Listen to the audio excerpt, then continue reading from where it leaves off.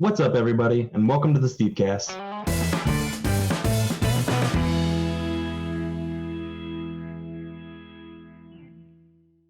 Well, that's it. We're fired. We're out of a job. STEEPCAST is yours now. You did it. Congratulations. You don't have to go that far, Nick, but welcome back to episode 10, everyone. The voice you heard at the top of this episode comes from none other than our special guest that we are going to have on for an interview during this week's main topic, so be sure you stay tuned for that. And without further ado, let's get into some Steep news.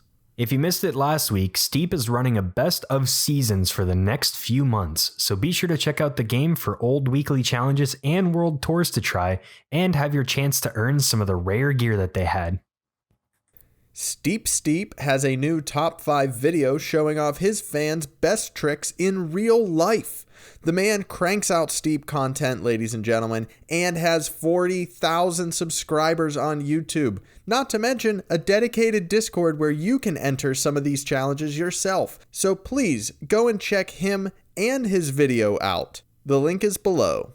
A new Check My Steez started Monday and will run until Wednesday, March 18th. Check My Steez also officially has a winner, and it is Seb, so congratulations. You can check out his run playing in the background right now, and you can check out some of the other entries playing through the rest of this episode.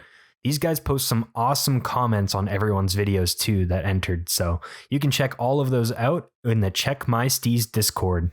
This time we're running on a line catcher in the Alps.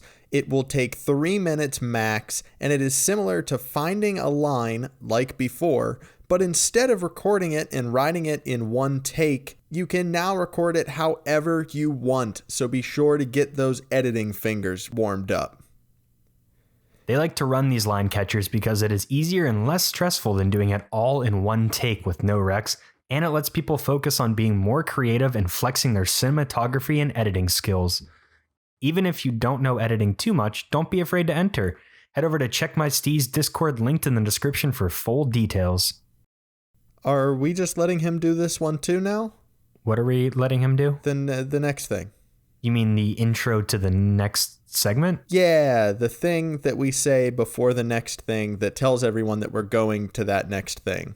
I mean, I feel like this is kind of your thing. Yeah, but I could give it up for just one episode. I mean, do you think he could handle it? I just don't think anyone else can handle it. You know what? Yeah, I'll take it. I know what time it is. It's time for the Red Roundup!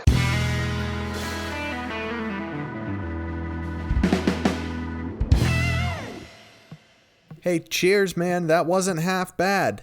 All right, this week's Roundup kicks off with Lexi KZ and their run of La Fuse. Have you beaten this challenge yet, Nick? Oh, hell no. I couldn't beat this challenge if someone was holding a gun to my head. I don't understand how anybody has the patience to learn this line. But congratulations to those like Lexi that do. And later on, we'll be talking to the guy who probably still holds the world record for this challenge. Oh, if he doesn't, I'm gonna be pretty peeved. Next up, we got a post from Silent Griffin 76, and he asks, who wants to see hand plants in Steep 2? I know I do. Me. Count me in too. Looks like he did an awesome grab at one of the Winterfest props to make it look like he's doing a hand plant, so great job. Great timing. Still shot from Random 2487 of the Northern Lights on top of Denali in Alaska. This looks like Bob Ross took an entire hour-long show to create. You can't... How do video games look this beautiful? We also have a picture from Skid Sultan called Hello from Babushkiny Gory, which translates in Russian to Babushkiny Mountains. I just love the way the snowboarders sit whenever you're not doing anything in the game, and I don't think I've seen the bottom of that snowboard. That thing is awesome. And our final post for this roundup comes from Adam E. with a very festive screenshot of a leprechaun jumping from a mountain. Happy St. Patrick's Day to everyone who's celebrating it in this upcoming week. Be safe out there and have a blast. As always, thank you to everyone from the Reddit community who allowed us to use their images and videos for this week's STEEPcast.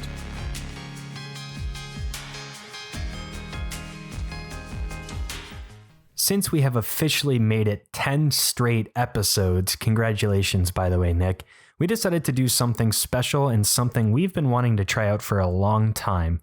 This is going to be our first ever Steep interview. Yeah, this is our pilot run. It's so exciting to finally do something different than what we've been doing for the past 10 weeks. So what we're going to do here is record an awesome interview with Bonecrusher2D, a name that strikes fear on the mountains of Steep. If you are a veteran of this game, you know darn well that every challenge, every record has at one time been touched by Bonecrusher's name. We met Bonecrusher for the first time when we got to go to France for one of the Steep workshops at the studio. We also ran into him at the Road to the Olympics Grand Finals, where he took home the gold medal and got to go to the opening ceremonies of the 2018 Winter Olympics. The full-length interview will be accessible through our podcast channel, and you can find that link below in the description. For now, we're going to play you the first couple of minutes of the interview with Bonecrusher, so sit back and relax. Here comes STEEPCAST's interview with Bonecrusher2D.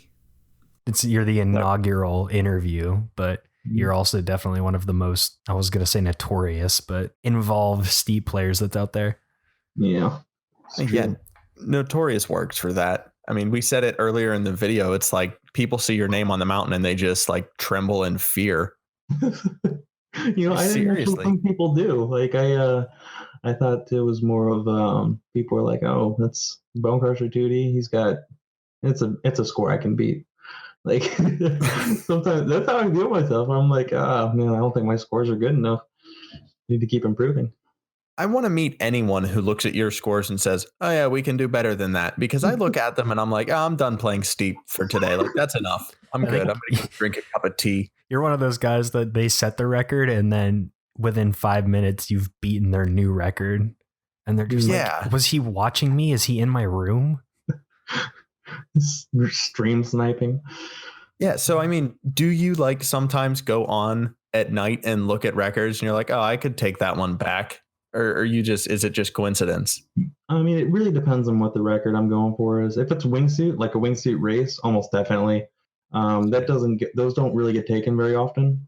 So if they ever get taken, I'm like, I screwed something up. I have to go back and beat it. There's a few people that kind of scare me, like Abdibra for the rocket wingsuit events. I want to make sure he doesn't get any of them. He's definitely, like, if he starts taking one, I know he's going to take another one, then another one, then another one. So I'm trying to keep ahead of the curve when it comes to him, and then Snicks as well. Snicks still has a few rocket wingsuit records. So technically, I am the best in the world at rocket wingsuit, as of just the amount of cross-console rocket wingsuit records I have. I have more than anybody else, but that's the only really defining factor saying I'm the best. I still struggle with the actual title because I want to be the best at something. Do you still hold the record on La Fuse too? We were wondering about this. Yes. Actually, Zapline, he's the PS4 wingsuit god. I had a 29.138 in my prime, and that was before it got reset. But he actually tied my score with a 29.138. So we've never actually gotten that good again because it's such a grind to get that kind of record. But yeah, that's one of those that I definitely put a lot of time into. I never want to go back to ever again. If somebody takes that record, that's one of those that'll be like, nah, have it. Yeah, you can happily sit back in the corner and just applaud them for beating that record. Yeah, I mean, I don't think anybody's ever going to beat the 29.138. No. If they did, I would definitely applaud it because that's something that both me and Zapline could not improve on. That was definitely the challenge that took the longest for me to complete. I think that was the last one I had. And Nick, I don't think you've finished it yet. No, I've never completed it. I think I got 3/4 of the way and I celebrated it. I drank myself to blackout that night. No, I'm just kidding. In celebration of getting 3/4 of the way. So he may have beat your time for the first 3/4. Who knows? Oh, yeah, sure. Absolutely. I don't doubt it. I don't doubt that Nick has definitely got the cross console best time for the first 2 or 3 checkpoints. Yeah, well, that's my problem, right? I get the world record for the first 2 or 3 checkpoints, and no one cares. You have to finish the whole thing. Yeah, I know what you mean. It's been a challenge. It's been a grind. Actually, before I was good at the wingsuit, I didn't like the wingsuit very much, if you can believe it. It wasn't. So when the game came out, I think it was a good 2 weeks in the game before I started actually grinding world records, because at that point nobody was. Right. And I realized really early on that I was not competitive at all at the snowboard trick events. So I switched over to wingsuit and started trying to get good at the wingsuit. And you know what? The first challenge that I tried to get a world record on and got my world record on was actually Fallen Rocks. Oh. Yeah, so that was my first one. I've got a picture on my Steam page of all of the attempts that I put into Fallen Rocks trying to get the record there. It was it was just a wall of white lines, just all in front of you. You couldn't see the other side of the canyon because there's so many white lines. It looks like just a gaggle. Oh yeah. That's what I like, where you can see like every attempt you've made. It's just sometimes it's ridiculous how many lines you can have just trying to. Once again, if you guys liked what you just heard and want to hear the rest of that interview, head on down to the description of this video where you can find a link to our podcasts, where you can catch the full-length interview on a separate podcast that will be out shortly after episode 10. Well, that was exciting for all of us, but now it's time to get into what is quickly becoming my favorite segment, the weekly challenge. Give me a break.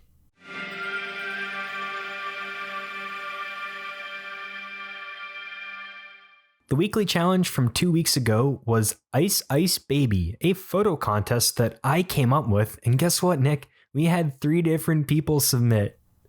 Do you expect me to respond to this? I guess not, but we got some cool photos from everyone that submitted. The first one comes from another one of our good friends, XGBX Boogie. He is well known for taking photos in Steep, and this one I just love because he's in his swim trunks right outside of one of the lakes in Japan. You know, this winter I jumped into a lake in the middle of January, so I can feel how cold this picture really is in real life.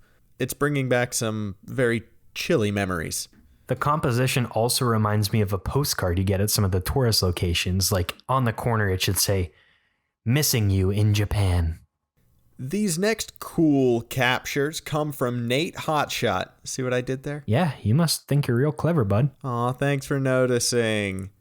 This first screenshot is incredible. A wingsuiter taking the scenic route over the glaciers headed towards a glowing orange sun. You can't beat the colors in this photo, and you can't beat that motion blur that you can see really well on that sailboat. He also added 2 extra photos for this challenge. One of him base jumping with the butterfly wings behind him over a cold lake in the nighttime, and one that confused me for a while, but sitting next to a frozen lake on a folding chair. Just realized he's actually sitting on the sled on top of the chair, so very impressive. And you want to talk about a greeting card, there it is right there. For the next weekly challenge, I believe we should do a photo challenge, as people seem to have a lot more fun with that one for right now. So Nick, do you want to come up with a photo challenge topic? Not particularly. Oh, give it a shot. You came up with the video challenge idea, so let's see if a photo challenge works for you. Okay. I think I have one. I think this one might work. Next week's challenge will be, oh, steep! You're gonna have to give a bit of a description for that one. I was getting to it. Hold on. Oh, steep is what you scream right before you know that you are about to eat snow. So, for this challenge, I want that perfect freeze frame right before your character screams, "Oh, steep!" and they slam into a rock or just start to ragdoll down the side of a mountain. See how funny you can get with a picture like this that I took in the Road to the Olympics downhill event. This was totally unplanned, but it is my background on my PS4 and one of the funniest pictures that I've ever seen in any video game. So, be creative and come up with something that really makes you scream. Mitch, you want to scream it for me? Oh, steep! Thank you. Oh, steep is right. And oh, steep is here to stay. I can't wait to see the submissions. This one's gonna work.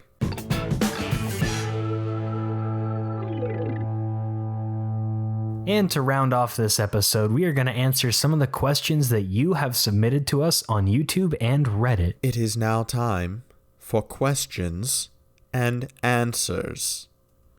We got a nice comment from Seb talking about the scoring system, which was the topic from last week.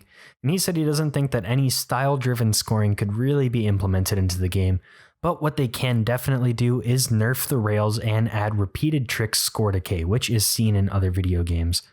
He said that the style-driven scoring could definitely be implemented in a live event more if Steep has more of those. But other than that, they can make some small tweaks here and there. I think we know just the people to start a live event, though, don't you? I think we do.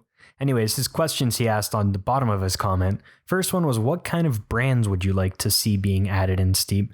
I believe we answered this in episode 1 or 2, maybe episode 2. There wouldn't have been any questions for 1, but I know you mentioned Oakley you definitely wanted to see. Excuse me, sir. Well, Oakley, yes, ultimately, Oakley needs to be in every single video game on the face of the earth, but I think my answer was Burton. I really wanted to see more Burton gear on the mountain. That's right, that was your answer. I'm just thinking because, your username on PlayStation for about 8 years was Oakley Flack, and that's all you ever talked about. We don't have to talk about that, it's okay. You used that name change the day it came out. Oh, I was clicking refresh on that PlayStation link nonstop that whole day. I couldn't change my name faster. And I believe my answer was that my favorite brand's already in the game, which is K2, so I don't think I can think of any other brands right now, but the more the merrier. And the final part of Seb's question this week was about us. Do we play other games? Are we just robots that Ubisoft created to push out Steep content and play the game and push it forward throughout the community? Well, if we were robots created by them, they'd probably have us answer this question anyways with some made-up responses, so I guess you still won't know. But yes, we do enjoy playing other games. We do love playing Rocket League. Every season that starts in Rocket League, we say that we're going to be the duos world champions, but based on our gameplay, I think we have a long way to go. We're getting there. Personally, I also play lots of NHL, Grand Theft Auto, Red Dead Redemption, and some PlayStation VR games too. Yeah, I'm getting really into Titanfall right now. I did not realize how badass of a game that really was. I still have to try that out because it was PlayStation Plus free a few months ago. And also, I think we're both very much looking forward to The Last of Us 2. That could be a whole new podcast series on its own. Well, with that, I think STEEPCAST episode 10 is just about ready to wrap up. Thank you guys so much for listening and giving us something to do and look forward to every single week. Thank you, Mitch, for all of the hard work you do for the STEEPCAST. We wouldn't be able to do any of this without you. I kind of just sit here and talk at my desk for an hour every week, but you do so much of the background work that it's incredible. You're incredible. You're incredible too, bud. You do all of the audio work for us, so I really think we sound so great just because of your work. And again, thank you guys for all of your questions and comments every week. Be sure to subscribe and do all that other stuff. And like always, let us know any questions or comments you have below. And let us know if you have people you want us to interview. We will see you guys next week. I'm Nick. And I'm Mitch. And we'll see you on the slopes.